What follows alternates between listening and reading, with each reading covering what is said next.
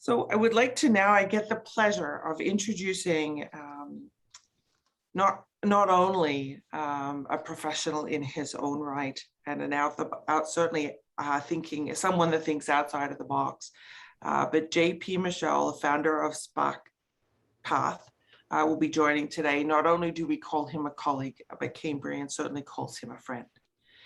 JP Michel is the creator of the Challenge Mindset and the founder of Spark Path.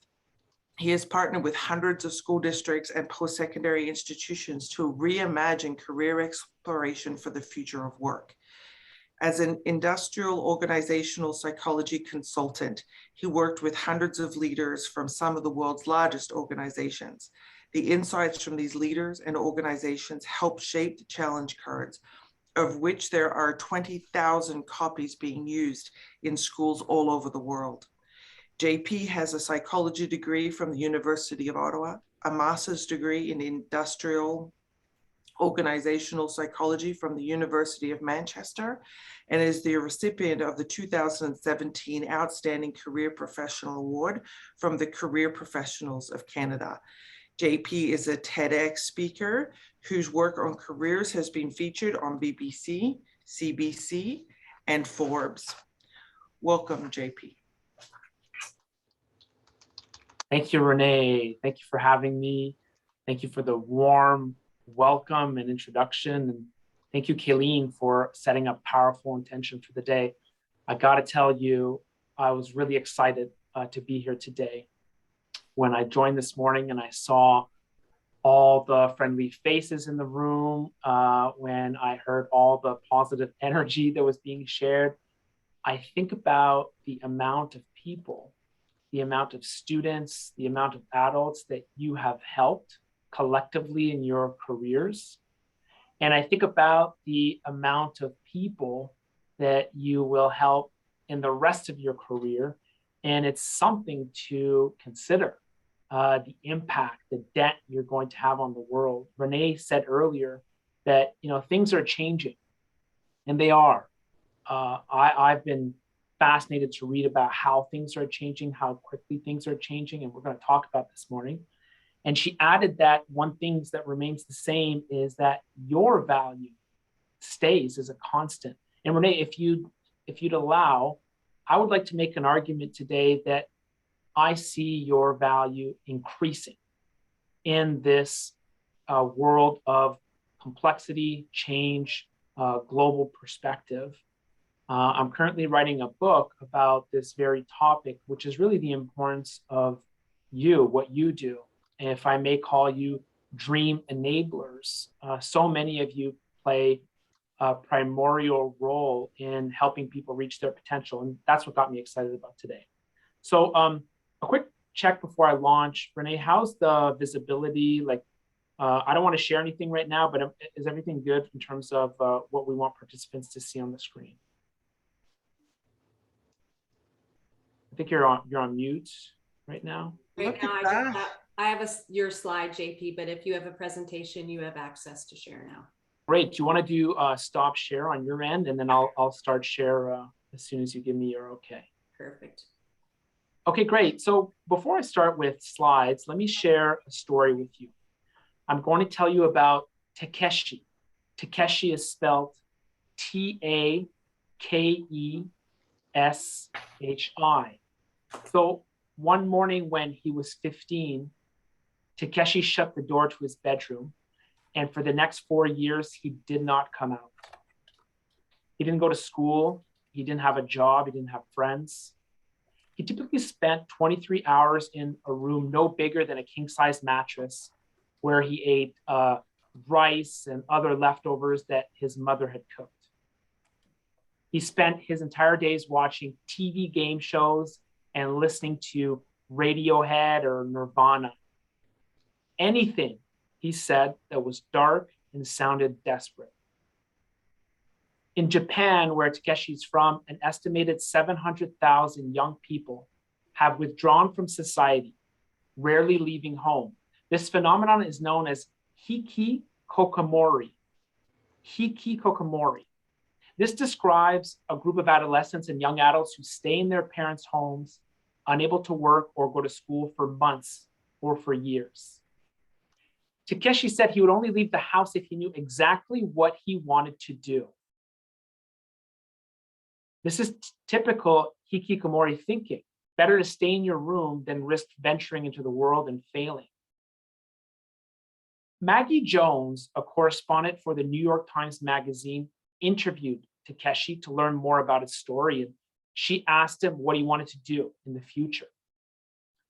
He looked at her for a few seconds, assessing if he could trust her or not.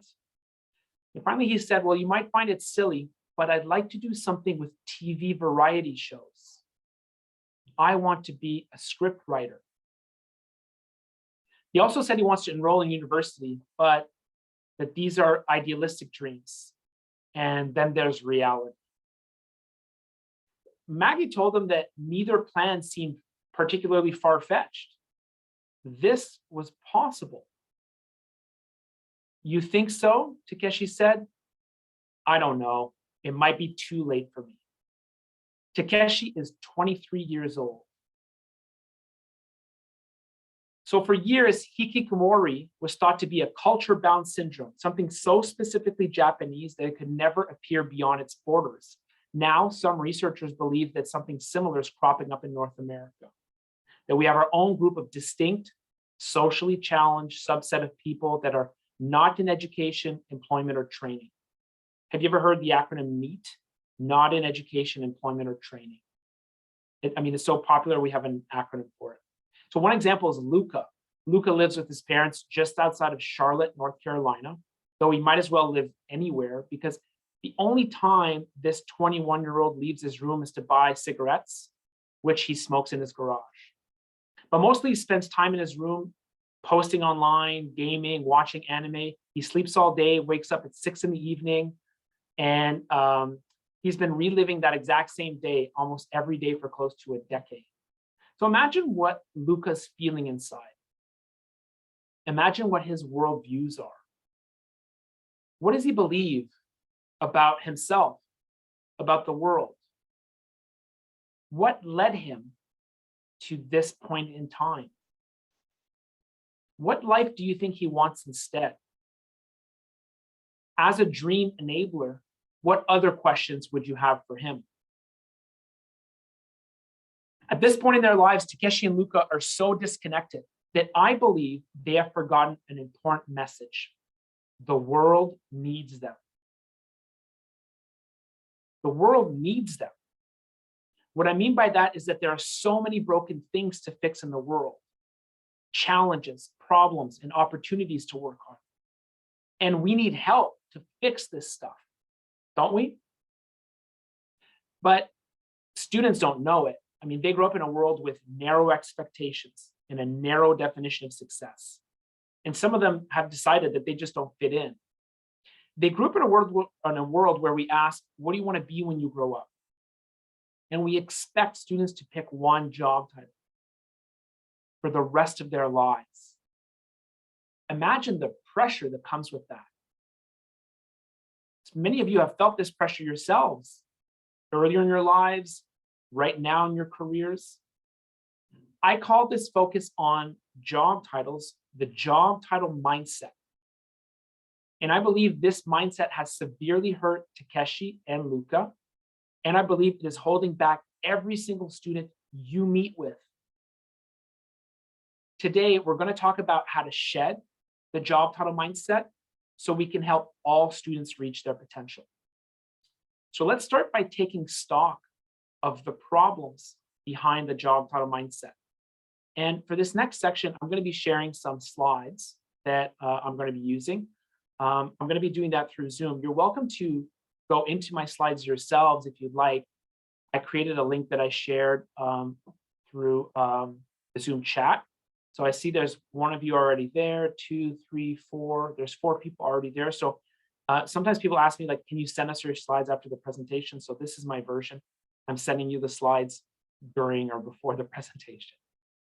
And I see now that there's about 10 people there. Great. Okay, so let me share my screen for the rest of you. We'll know exactly where we're at. I'm going to start off with the following question. And this is an interactive question. I would love everyone to participate. Considering the students that you help, considering the students that you serve, how many different job titles do they know about? Can you answer, please, in the Zoom chat? How many different job titles do your students know about? You know what I mean by job title, right? Firefighter, police officer, doctor, lawyer, engineer, mechanic, plumber. What's their number? I'd love to have your votes and your take on this. So Beth, you went first and you said they probably know 50-ish. Renee said about 100. Rachel said 100, 50 to 100. Elizabeth, you kind of guess where I'm going with this, don't you? Nita, I would guess 50 to 100, 50, 75, 20 to 5. Hannah, 5 to 10. Well, listen, I got to tell you, your first estimates, they are higher than what I typically see. But that's likely true. You may work with some brilliant students that know way more than the average. I'm a little bit closer to Samantha's vote, 25, 50, my experience, Michael, 30 to 50. That's what I see. Yeah, some of you after that are a little bit closer to me. Regardless of your answer, I think we built a range, haven't we, from 5 to 100. My next question for you, which I think is the question that Elizabeth has guessed, is how many different job titles are there in the world? Can you give me a number? What's your guess for that? Are there 1,000 job titles in the world? What would you venture as a guess? Nita says over 10,000. Alice, Renee say over 5. Tammy says over 35. I love this. This is what I want. I want your guesses. 15, over 50K, 20,000, infinite, 100,000. Okay, we've got some big numbers. 20,000. Michelle, okay, let's stop there, Michelle, because this is very hard information to find, but that's what I found, at least 20,000. Since I found this, when you look at the Canadian NOC codes, NOC codes, they have a list of 30,000. So I think you're kind of getting the joke, right? Which is how many?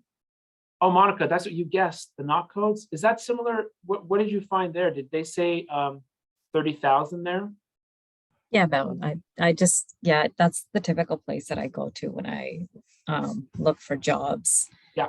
In different fields. It's not on this page. I can send it to you on another page, but they've got a FAQ where they say like how many jobs, and they said there are over 30,000. So some of you who hinted at, too many, I think you're getting the problem that I'm getting at. The issue we just identified is that there's a tremendous gap between what students know and what's out there.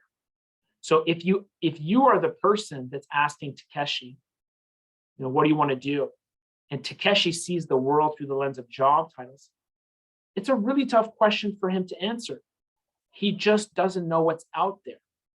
And because the number of job titles out there is not 500, it's not 1,000, it's way more than that. We can't pretend to teach Takeshi all the different job titles that are available. We can't teach students the dictionary of job titles. Let's keep going with some of these issues, because job titles have been at the heart of career development for a long time, and we need to change that. So we already said there's too many to keep track of. The ones that students do know, they tend to focus on prestige, salary, TV characters. We also know that job titles will change. Some don't even exist yet.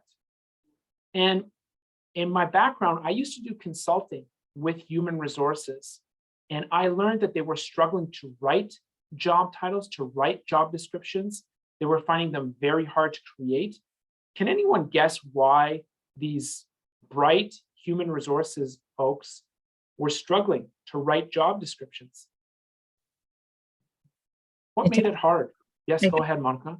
They typically don't really know what the job may entail, because HR is just like one department that's representing the whole company with different departments. So they may not know the exact task or descriptions of a particular role in a department. You're correct. And that becomes an even bigger issue, doesn't it, in a more complex world of work? How are you supposed to understand what a PhD in biostatistics does. You know what I mean? It's difficult, isn't it? But what we just said, you and I, Monica, was true in the past. So what's happening now that's making it even more difficult for them? A lot of jobs and a lot more intrinsities in a job or technology. Yeah, you bet. It's much more complex. It's much more complex. But what I was looking for was what Jody shared. Not only is it more complex, is that complexity is accelerating. It keeps changing and it keeps changing faster. We want to be really precise. So Monica, you helped us empathize with these folks, how difficult it is for them to understand different areas. But isn't it hard for us as well? We're the pros. We're the ones who are supposed to know what's out there. At least that was true in the old world of work. I don't know everyone's roles and responsibilities on the call, but I'm guessing that a lot of you have roles that traditionally have been linked with matchmaking. What do I mean by that? Well, you take a student, learn about them, and you match them to one thing in the world of work. That's so much of our history as career development. This reality, this paradigm is no longer true, no longer possible, no longer working. And we've just identified one of the reasons why. Job titles are changing too quickly for us to hold that worldview. So today, I want to invite you to take a different approach to our work.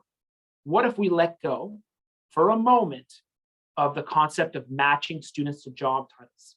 What if we help them discover challenges, problems, and opportunities they could work on? What do I mean by challenges? Well, here's one: cleaning our oceans, promoting water rights, celebrating different cultures. These are big global challenges. But what about on a local scale? Can we help encourage voter participation? Can we clean our local park? Can we build furniture that lasts? There are so many different challenges to work on. Let me ask you what kind of challenges you want to work on. Using the Zoom chat, can you please vote? Would you rather work on the challenge of inventing new biotechnology or promoting healthy living? Which one would you rather work on? Invent new biotechnology or promote healthy living? Let me see your votes in the chat right away. So, Nita, you voted first, promote healthy living. So to me, it just says either you type fast or you have a strong feeling towards that. But thank you for voting first. Dana's the same. Look at that. A cascade of votes for promote healthy living. Are we going to have someone to break the mold? Thank you, Zara. You chose biotechnology. Wonderful. But it looks like you're one of the few or only ones who chose that. Okay, Zara, this is a yes or no question. If you would like to, could you tell us why you chose biotechnology? You could tell me, no, I don't want to share, or you tell me, yes, I want to share. And because I'd love to know why you picked biotechnology. Are you open to that? I'm open to that. Great. So I have to say, actually, my school background is in the biotech space. So, so I naturally lean towards biotechnology. And the program areas that I support are the science areas as well. So, so biotechnology definitely spoke to me first. Great. Well, you're already connected to this space, and Yeah.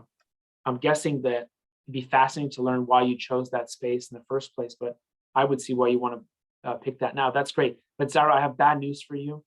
This was, the first round of the NHL playoffs. Oh no. And I know, I'm sorry you lost. Okay, you lost. But Lauren's with you. Okay, Lauren was there too. And I'm so sorry, Kyle, you didn't make it to the next round. Okay, so we've got to move to round 2. This time, 2 new challenges. Would you rather work on improving mental health or designing the future of transportation? Can you tell me in the chat again? Which challenge would you rather work on? Okay, let's see here. This time, Linda, you voted quickly, and Marianne as well. Improve mental health. Fantastic. I love seeing your votes come in. Everyone's participating. It's a cascade, mental health. Beth, finally, someone who chose the future of transportation. Beth, would you mind telling us why you picked that one? Well, I actually think it's more sustainable for the long term. Our mental health is individual, transportation is corporate, and I think our mental health will improve if our environment's better. Am I Wow. getting knocked out of the NHL now? Listen, I'm so sorry, Beth. Before you get knocked out, can I just acknowledge a few things? Like, what happens when you, oh, I'm sorry, Beth. What happens when you listen to why someone chose a challenge? Well, I, quickly heard about Zara's history. What about Beth? Like, did you hear her prioritization? Did you hear about the way she thinks? Did you hear about her worldviews? We could almost dig into a hierarchy of values, like for the way that she approaches the world. To me, I love hearing about why people choose certain challenges. Okay, love your votes. Thank you, Beth. You did guess what happened, but listen, now it's the finals. Okay, it's for the Stanley Cup. This is the most complicated vote because it's based on 2 slides. So I'll need you to pay attention to the finalists. Okay, finalist number 1 is promote healthy living, and finalist number 2 is improve mental health. Could you all please vote for either promote healthy living or improve mental health? Promote healthy living or improve mental health. What would you rather work on?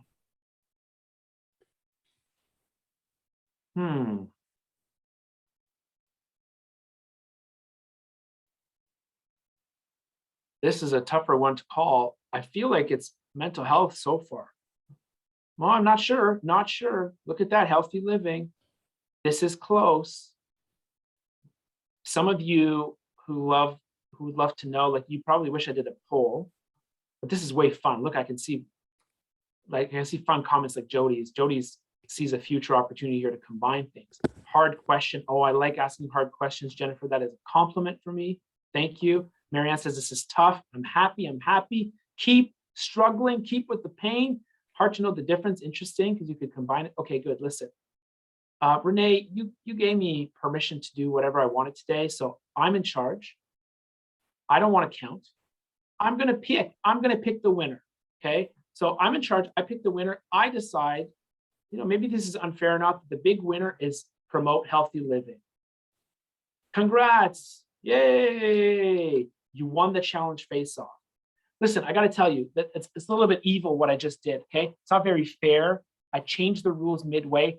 I picked the challenge that the group would prefer to work on. Isn't that evil?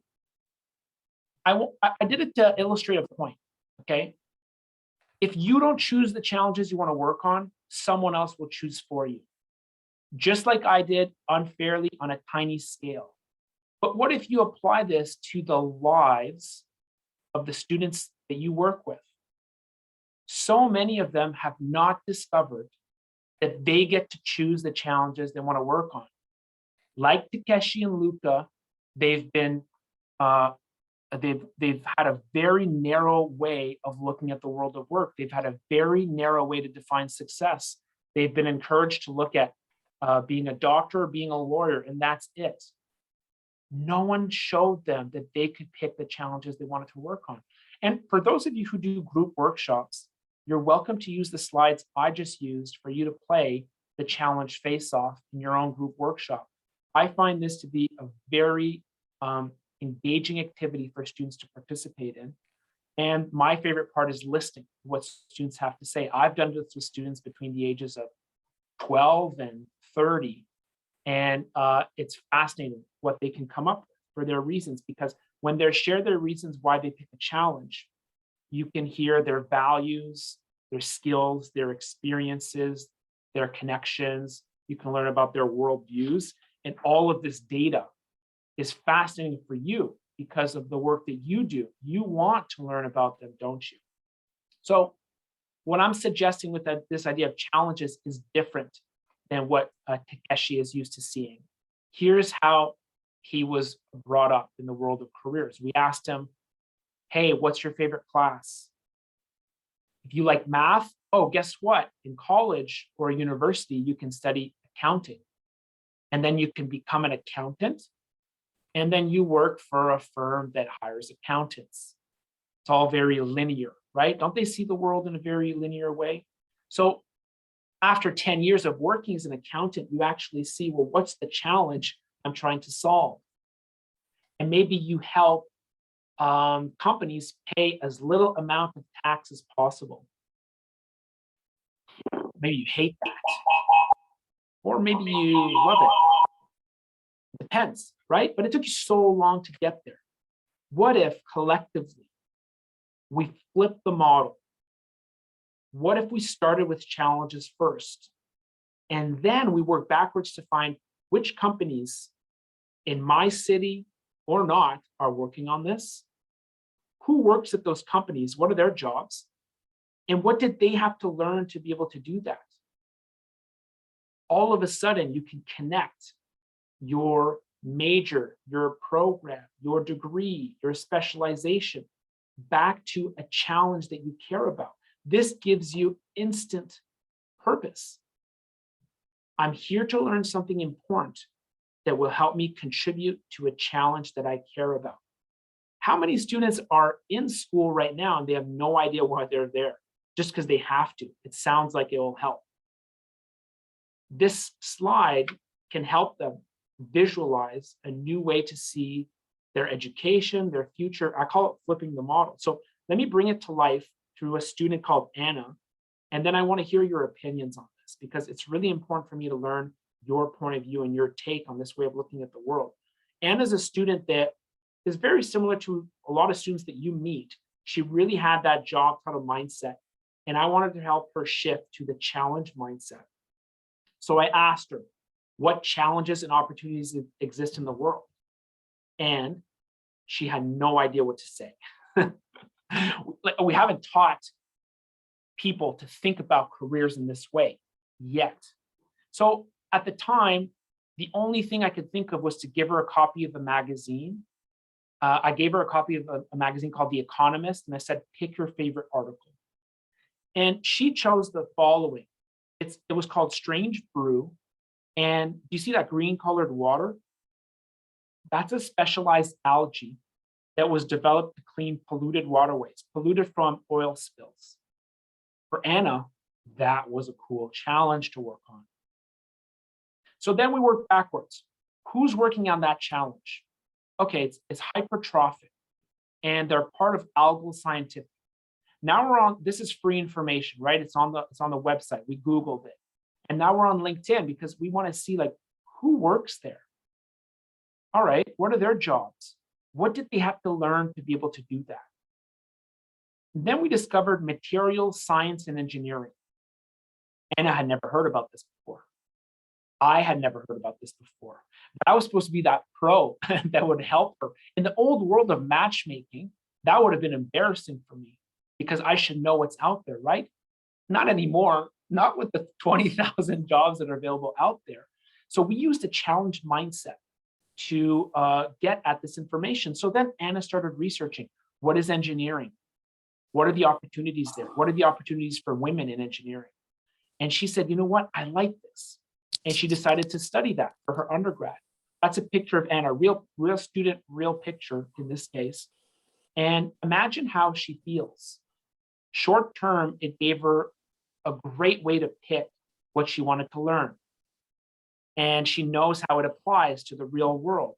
But long term, Anna's ready for that changing world of work that will require her to adapt constantly.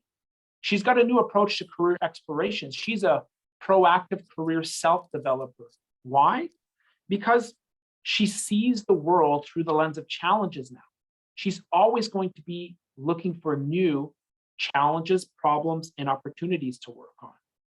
That's her new way of looking at the world because she's transformed. Do you notice how different this is than with Takeshi and Luca? Anna actually sees that the world needs her. So not all your students will pick material science and engineering. Some of your students, they want to work on a completely different challenge. They want to make something that matters, and they want to use big machines. So maybe for them, they're going to work for Boeing. So who works at Boeing? Well, maybe they're going to be an aircraft mechanic or an aircraft technician, and they're going to go study a program that helps them do that. Let me give you one more example. September 30th was our day for National Truth and Reconciliation. As you already know, this day honors lost children and survivors of residential schools, their families, and their communities. So as we take small steps, small but important steps towards reconciliation, we're faced with so many challenges, problems, and opportunities.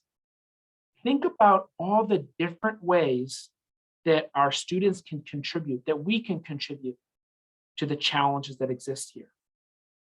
I know that Brady Granger will be speaking more about this in the session this afternoon, and I'm going to be staying on to find out what's her advice when it comes to career development with Indigenous students.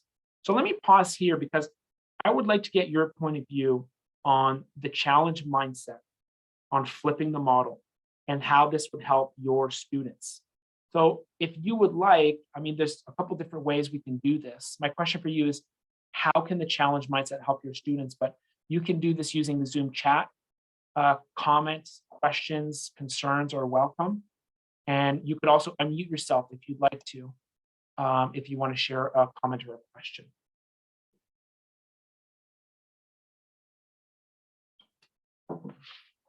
I'm ready when you are.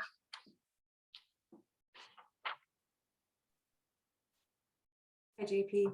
I think for me, where I see the difference is allowing students to think about challenges in terms of their values and world vision and what is important to them, what brings them meaning and purpose, and then taking those backward steps. Like, I love that. I love thinking about, and it isn't necessarily at this point, maybe not a specific job title. It's more about that challenge, because job titles might not even exist yet for that particular challenge. So it's really just, I think for me, it's really helping to move a student from perhaps a fixed mindset and moving them towards more of a growth mindset, which I think is key to successful career development. Thank you. I'm going to read some of the comments in the chat, and then we'll come back, see if anyone wants to use the audio. M said it encourages our learners to think outside the box, be empowered to take control of their career journey based on what's valuable to them. That's really great, and to make some connections, Kayleen, with what you just said. In my experience, what do you value is a very difficult question for anyone to answer. It doesn't matter, what age that they are. And what I'm hoping to share with you is a technique to get at that information without going it directly by asking, what do you value, right? With the challenge, with showing them cool challenges they could work on. Erica once read that a person's dream job isn't out there because it has to be created. I feel this concept shares similarities to starting with the challenge first. I think it allows you to think about the world like that. I should tell you that only your most innovative, daring, high comfort with ambiguity students will feel comfortable exploring the idea of creating your own job.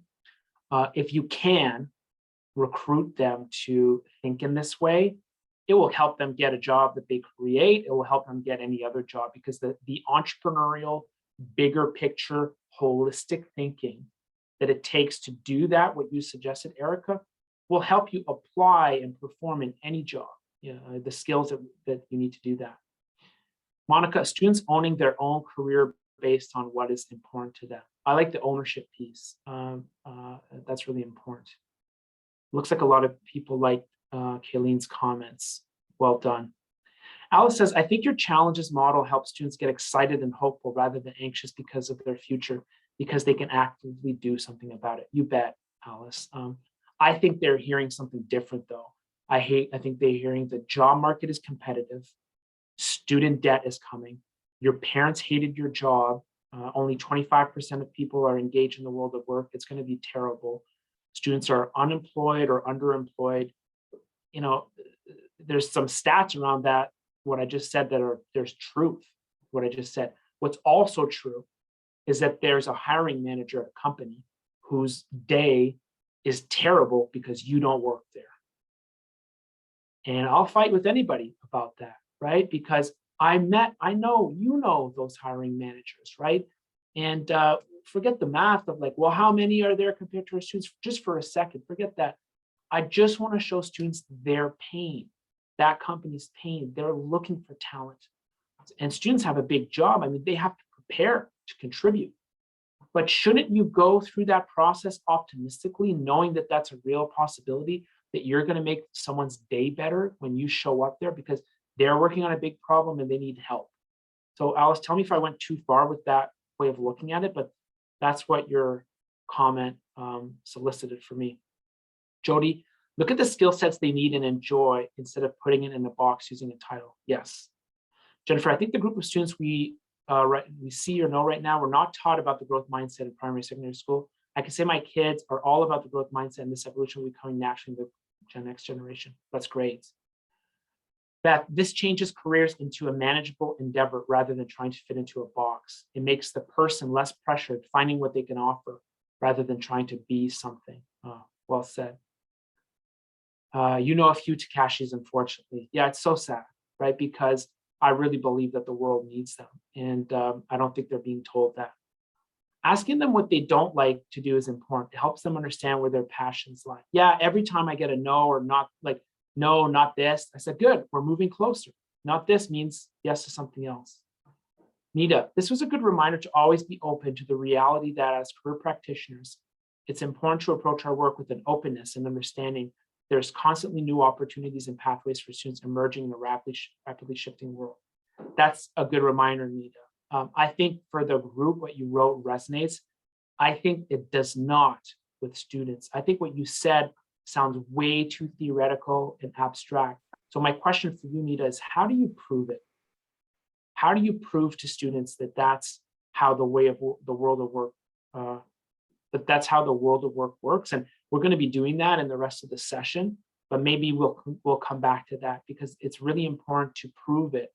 I think if I did a speech in front of students and I started with the world needs you and I didn't justify it, I don't think they'd believe me, right? Especially if it's someone like Takeshi who's already discouraged. Beth says anxiety is a huge factor. A student just changed out of doing co-op because she's afraid of interviews. I would be, and we have to empathize with the tremendous amount of pressure that they've been put under. I think that just the job title mindset on its own, forgetting everything else that they must have lived, just that, the need to pick one thing, that does create a lot of pressure. And now let's call it artificial pressure because it wasn't even a useful question. Sarah says, so true, Beth, the traditional interview model scares a lot of students grad. You bet. And I don't think that student's showing up to the interview thinking this company needs me. They're going to benefit when I'm here. I think she thinks completely different thoughts. Tammy says, I agree. Traditional interview models don't show the authentic person. Yeah, it's just about assessment. Emily says, I think it can contribute to better job and career satisfaction once a student lands a job. If you are working in a company, contributing to challenges that you're passionate about right off the bat, this will increase the likelihood that you grow in that role, company, industry, experience better career development. Well said. You took this a whole step further. And I think the challenge mindset is a better employee development tool than a career development tool. What do I mean by that? Well, Emily described it. Here you have a person that shows up to work on day one.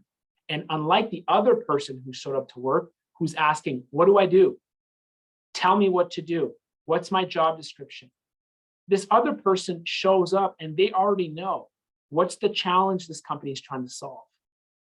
Which part does my team own? What about my boss? What about me? How can I help? How can I contribute?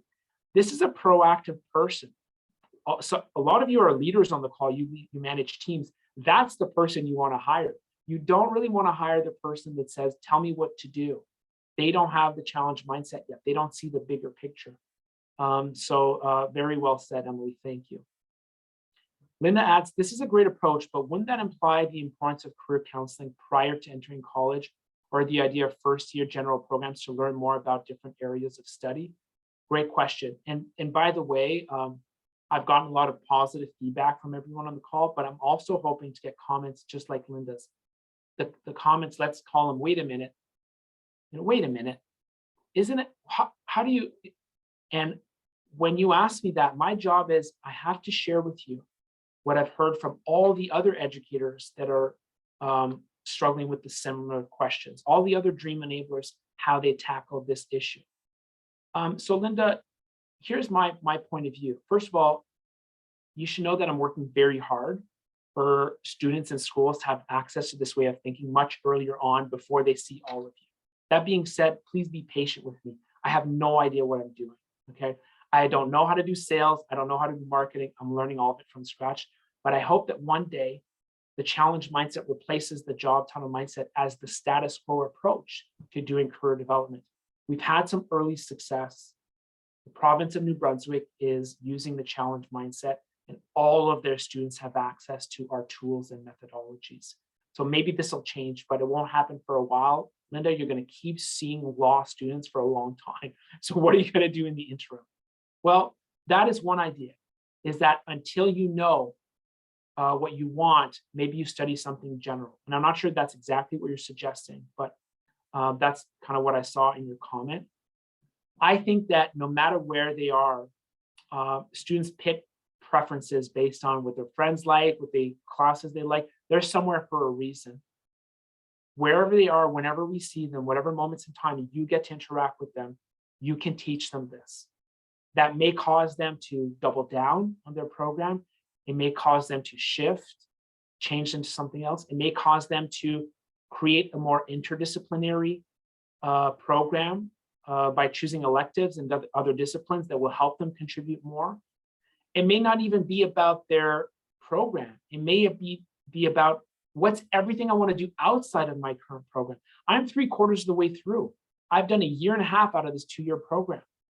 I'm just going to focus on finishing this and getting skills, experience, and knowledge outside of my program that will help prepare me for the challenge, to contribute to the challenge that I care about. That's how I would take that. So I'd love to hear your feedback on that point of view, Linda. Maybe you can share yours if you're open to it.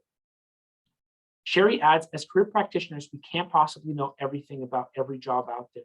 The challenge mindset approach allows us to be continuous learners as we work through research and exploration process of our students.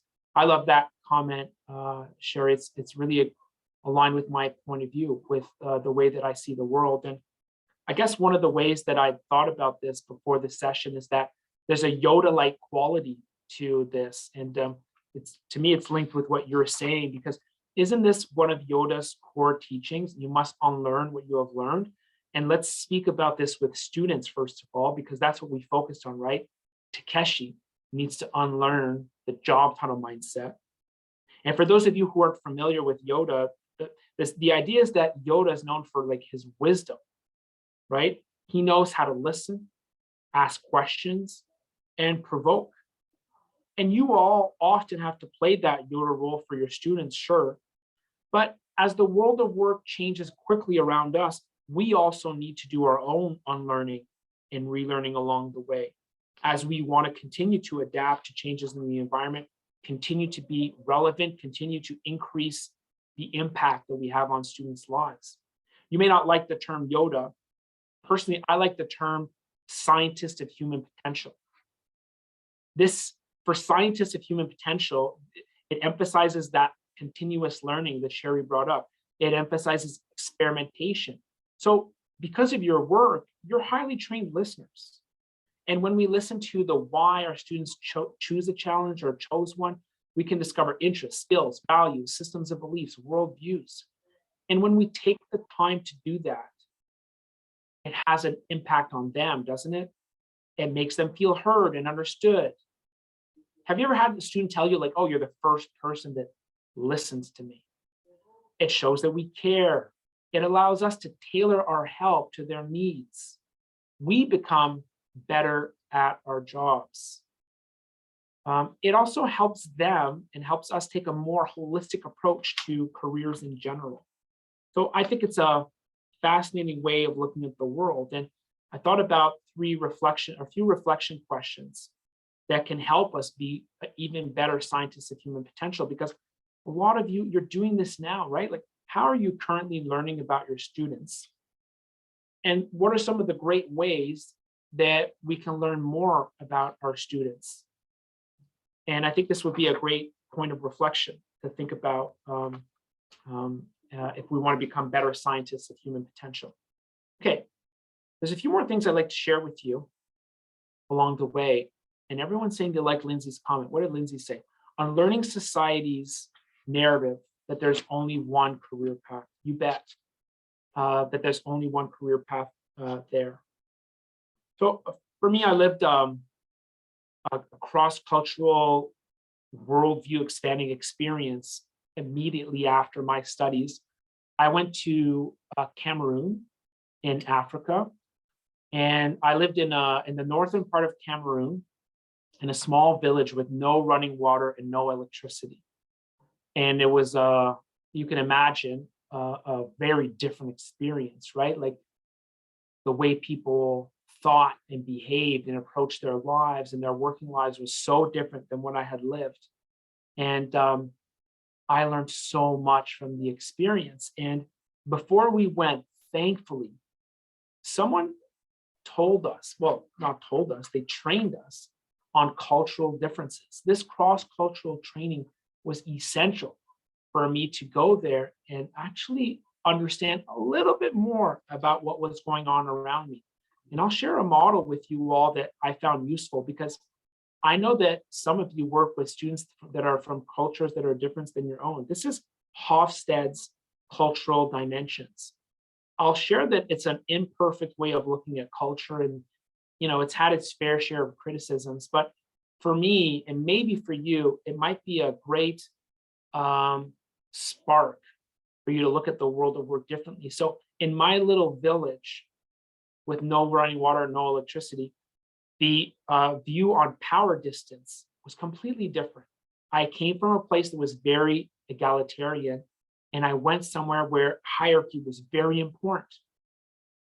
For the next one, I came from a very individualistic culture, and I saw what it was like to live in a collectivist culture. And that was fascinating to see. For this next one, I would say that I came from a place, it surprised me, but I thought I was comfortable with uncertainty, but really not in comparison to the people that I met there. I was in a Christian village, but in a province that was majority Muslim. And a lot of people use the common phrase in Arabic, inshallah, which means God willing. And I've learned that their comfort with uncertainty was way higher than anything I'd seen before. And that was a big adjustment for me. Gender roles, different than what I was used to. Long-term, short-term orientation, very different. I would argue that the most similar cultural dimension was restraint versus indulgence. That's what we have the most in common. So for me, to see all these differences culturally was really eye-opening, and was really helpful for me to see a different worldview than what I was used to.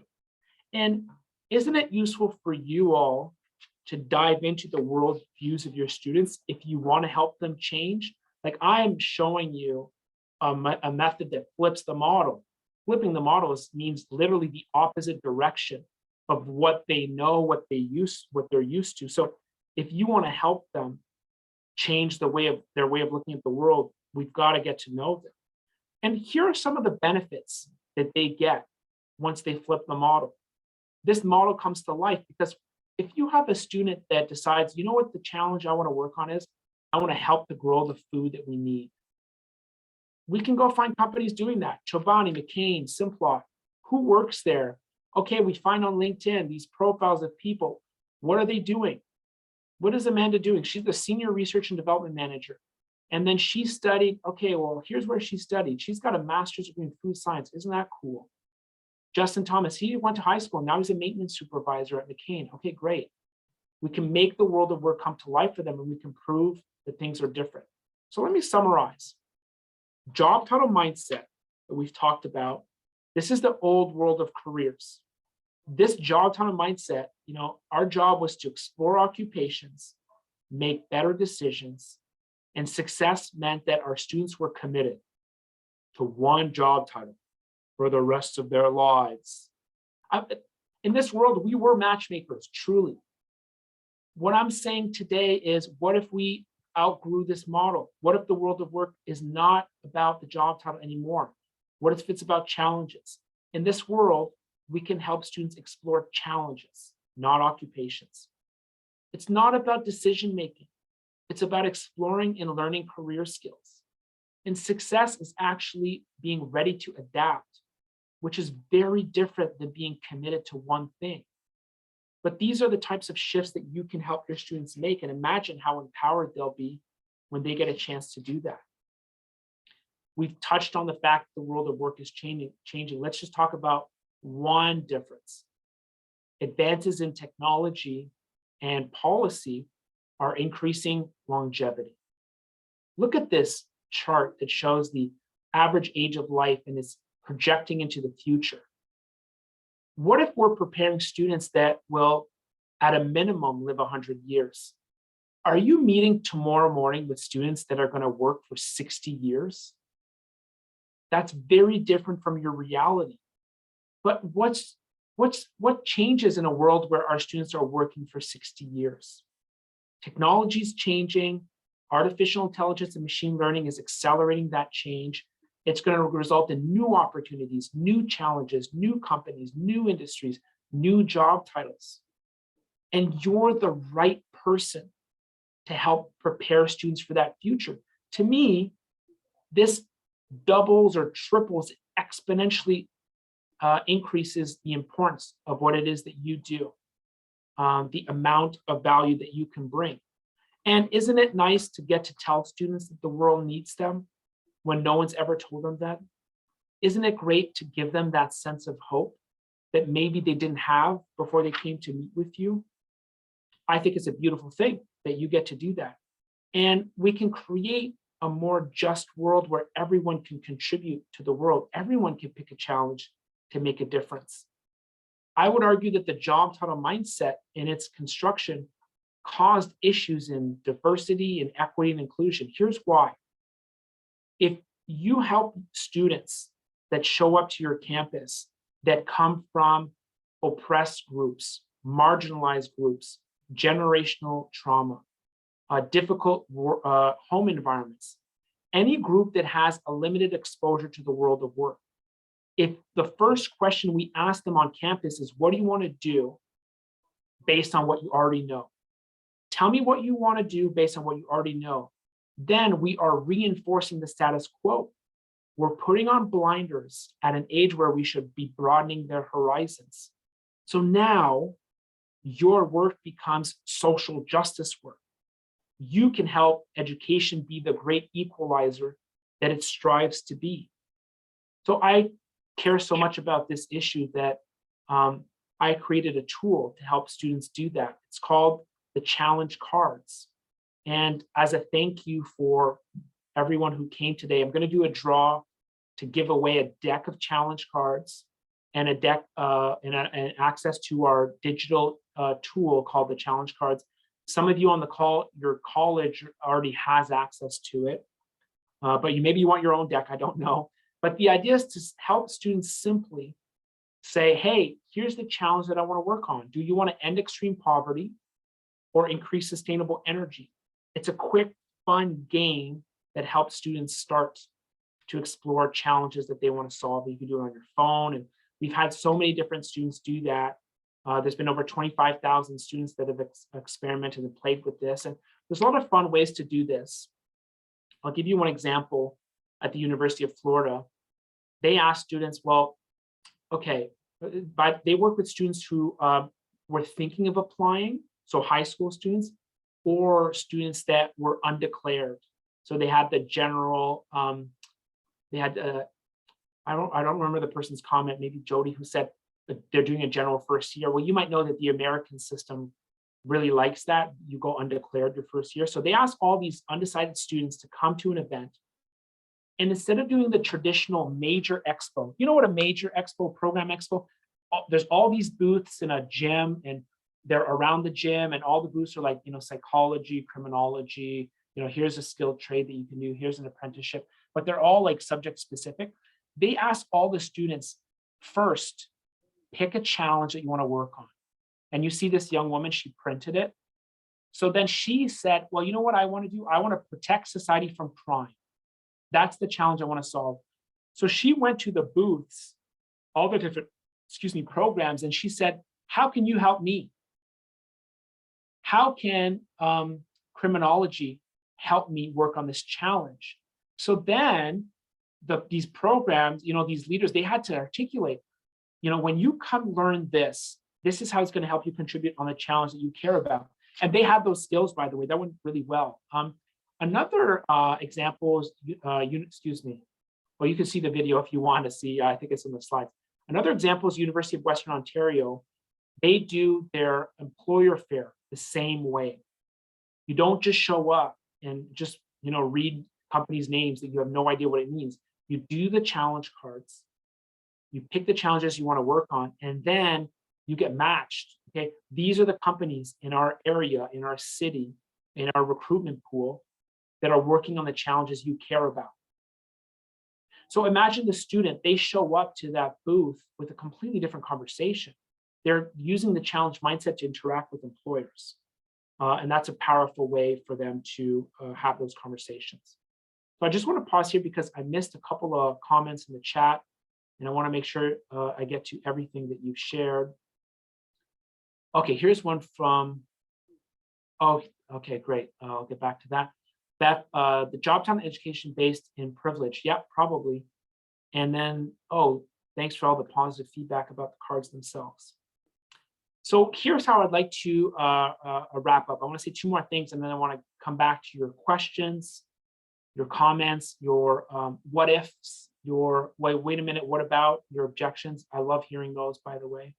So here's the last things that I want to share. First of all, I want to know your biggest takeaways from the talk. What made this useful for you? That's one thing I'd love to know if you're willing to share in the chat, or maybe to kick off our question period.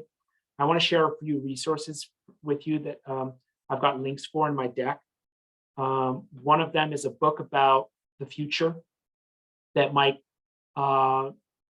increase your curiosity about what's coming next. It might inspire you. It's called Homo Deus by Yuval Noah Harari, who's a great author. He has a quote that I love that he says, the best skill for the 21st century is reinvention. If you can teach students to reinvent themselves, you're preparing them for a future of change. And I think that if you just simply help them let go of the job title mindset and you shift them to the challenge mindset, you're opening up that possibility of reinvention in a way that was not possible for them before. I shared a link to the challenge cards if you want to check that out. Another tool that I like for powerful, open-ended questions is the coaching habit. I think coaching might go outside of the scope of what you usually have the time to do with students, but I don't really care. And I think some of you don't either. Some of you already coach, some of you already ask powerful, open-ended questions, and this book has a great framework to do that. And the last one I'm sharing is because we're so close to the holidays. Every year I like to use an awesome tool to review my last year and think about how I want to prepare for 2022 or the next year. It's called the Year Compass. It's free. You can download it and print it on your own. And I've got a link to it in the notes of the slide deck if you want to go get it. But that's an awesome tool as you think about how you want to reinvent yourself moving forward. Okay. Big thank you for your time, energy, ideas, creativity. I love hearing your comments. I'd love to hear more. So Kayleen, Renee, is this a good time if we open up the floor for questions, comments, reactions? It absolutely is, JP, and please don't be shy. I've worked with JP a lot. He likes challenging questions. Yeah, yes. JP, I'm Monica from Humber College. Great presentation. Thank you for that. I just had a question. What do you feel about strength-based coaching? So focusing on students' strengths when you are helping them find their career direction? I like it. Do you? Yeah, I So I'm the type of person that likes to look at the positive of what someone can do, but also seeing, also helping students expand their experiences and looking at challenges as well, what they're going to face. So focusing, like, I think in the world of work, you don't know what's going to come up. So being able to find out what challenges they can actually face. So just wanted to know your perspective about that. Great. Yeah, no, I just wanted you to take it in another direction, and that's a great direction. Our field is obsessed with self-awareness. What a gift. You know, there's not an abundance of self-awareness in our world. So we bring, you know, in a Yoda-like way, these beautiful skills around self-awareness. Great. But we are stuck in our ways. Our obsession with self-awareness has prevented us from meaningfully exploring the world of work. So much so that we've been content with using a job title as our window to explore the world of work. I think there are many more exciting ways to explore the world of work. And I made a suggestion today by using the challenge mindset. Now, a lot of people will come back to me and say, well, great, explore the world of work, but that comes later. First, you start with the individual. I'd like to challenge that today, if I may. What if you started by helping a student walk through the journey I recommended today? A labor market research driven by their values and interests. It goes like this: challenges, companies, people, learning. Imagine all the new things they're going to learn that they've never seen before. They're like, last week I was at a high school, and very quickly we found a student found a think tank working on public policy around international security. We found the person that worked there. That person has a podcast. Each podcast episode is 3 hours long. The high school student will not be the same person after this research. What does that say about their self-awareness? And here I'm going to be provocative for fun. Please entertain me. Or if you had asked them to do self-awareness first and created their story, you would have doubled down on what they've already seen. What if you did self-awareness after this breath, this exploration, this discovery? Couldn't you help them lock in another story? Could you help them lock in an aspirational story about who they're not quite yet? Listen, I'll never be someone who tells you stop doing self-awareness before, stop doing strengths-based work. You're seeing students who are discouraged. They've lost hope. You might have to do that just for them to open up to you. I'm just highlighting what's possible if we use story in an expansive way instead of the traditional way that we used it. I'll add one more thing, and maybe Monica, you can give me your feedback. But strengths-based approaches are great. But I like to play with strengths being double-edged swords. And I did that with all of you who did my little career quiz. I highlighted your strengths, didn't I? But did you hear Jody talk about the last line where I said, be careful. If you know a lot of stuff, you might have a tendency to just say a lot of stuff, right? If you tend to do this, how is your strength a double-edged sword? So I think the students I've shared that with, they really get that. You've probably done the same thing. And I think it's a powerful thing for them. So what do you think about that, Monica? Yeah, I like the fact that you would listen to their original story and base it on what they think would be a success, and then let them experience what the true reality is, and then see what experiences they've learned from those other experiences. So kind of gaining a learning perspective of each experiences. I think strength-based coaching it's individual based. Like, so if someone is really low self-esteem, needs that kind of pickup, I think it's a good way to use it. But I think it's also at the world of work, like when I finished university, I'm a totally different person since then. So I think really learning from your experiences is very important. And then you gain strength and confidence from those experiences. So I like your perspective of like having that narrative in the beginning and then trying that path, and then maybe perhaps gaining some experience from that, and then gaining another story through that. You bet. And I think that's preparing for a change. Oh, you're welcome. Thanks for bringing it up. Human beings are works of art that mistakenly think they're finished. I forgot the author of that quote. It's from a TEDx talk that I love. It shows research how people chronically underestimate how much they will change. That's true for your students. It's true for people, regardless of their age. So if we continue with the paradigm that's called find myself, it sounds like I have one true self to find. But Alice, at the beginning of the call, hinted at something different. She said, well, I got the changemaker profile, and maybe this has something to do with the roles that we take on. Wait a second, Alice. Do you mean that if you work as a leader for 10 years, that will change who you are? That's exactly what I mean. They're about to live experiences that are going to change who they are. And that's why I think it's great to hint at that if we put self-awareness a little bit later in the process. Beth, would you like to go next? Yes, if I can figure out which button to click. I have a question kind of related to COVID because I'm seeing a lot of Takeshis in my student population because, mental health has been taking a pounding. We've had stay-at-home order. We all know the drill. We're all struggling.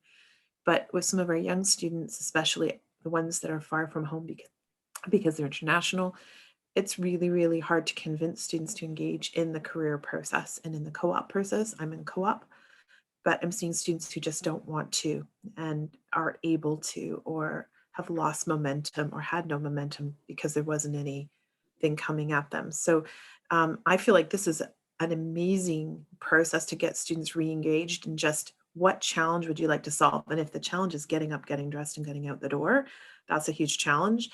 But I wondered whether you shifted any of your philosophy or ideas based on what we're seeing coming out of COVID. Good question. The first thing I'll say is, if we want to help, we got to know what they want. And the worst question you can ask to figure out what they want is asking, what do you want? Because if they knew it, they probably wouldn't even need our help. So in this Yoda-like quality that we have, we can help them draw clarity. So what's an alternative way of getting at what they want? I think you have plenty of alternative ways. We could ask about their favorite movies, their favorite TV shows, their favorite stories. That will give us great hints. I've suggested another way today is showing them challenges to solve and letting them pick what they'd like to do. I've got a tool to do that, but anybody can do that tomorrow. You could show them a copy of a magazine just like I did. And once you know what students want, then you can work backwards to show them the value of a co-op. I know some of your students know the value of a co-op. I would argue that many of your students don't know the extent of the value of the co-op as much as you do. So once we know what they want, it's much easier to prove the value of everything else. So that's the first comment. And you also asked me what changed about my approach. What did I change during COVID times? I don't know if this is what you're looking for, but the biggest shift for me is that my family's from Timmins in Ontario. I was born in Ottawa, but my parents are from Timmins. If you work in Timmins today, how much do you work? Is it true that you're really in Timmins? Like, you can literally work for almost any company because we've accelerated this trend towards virtual remote work.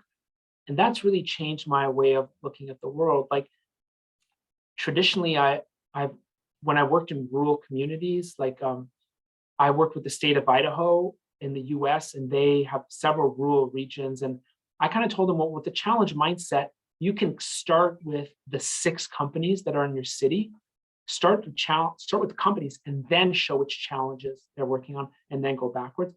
I've kind of let go of that because there are so many more possibilities now that you can work virtually, remotely.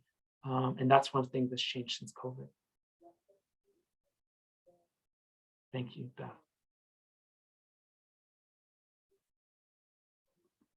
Jody says, interesting to think of the chart and looking at the company level. Employers post traditional jobs to try and think of how career focus comes into this framework. Yeah, I think more of a statement. So yeah. Just to clarify, my role is employer relations. So I used to work very closely with Beth. So we're kind of coming at it from different angles, but worked in career fields for many years. And I think what I'm trying to, fantastic presentation, by the way. It has given me, my little head is just a spinning, thinking of all the things that I want to reframe and how I want to proceed. But I'm looking at it from a traditional standpoint. Employers, they have their postings, they have a system of the way they do it. And I think it's more of getting that message out there that that traditional job may not just be that job. And I guess I'm trying to put what you've said kind of in a different framework from the employer perspective as well. So I don't even know if it's more of a thing that I'm thinking. So I haven't got there yet. I'm a processor. Yeah, some of them are ready and some of them are really not. And I can't be the advocate for let's shut down, let's not use job titles anymore.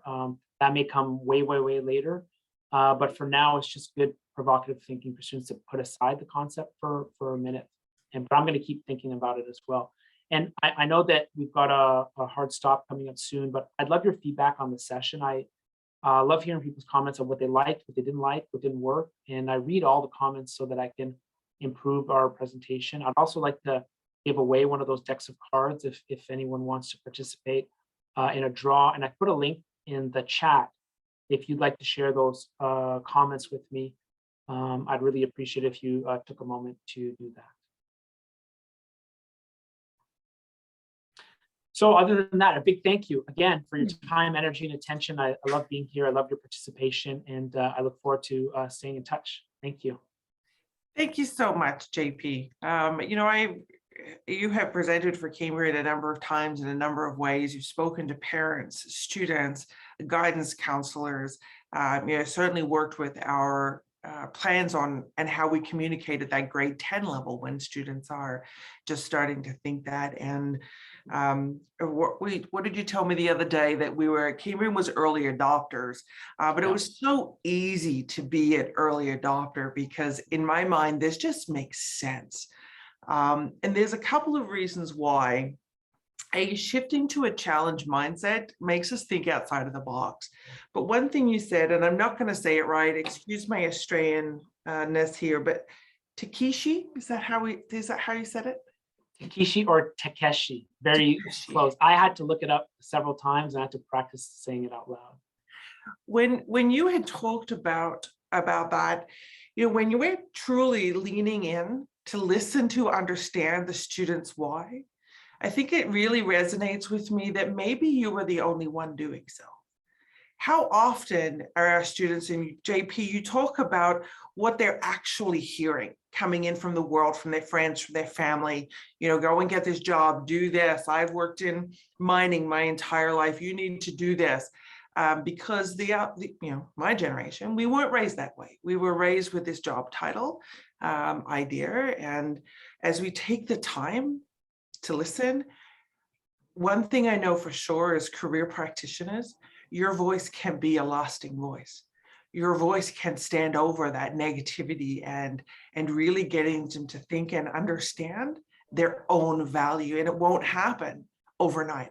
Maybe it's not the first time you speak to them, but keep being that voice and leaning in to listen to understand the why. So JP, I could go on about this challenge mindset and things forever, but each one of you, and I think Jody, you said it, how are you wrapping your head around all of these things?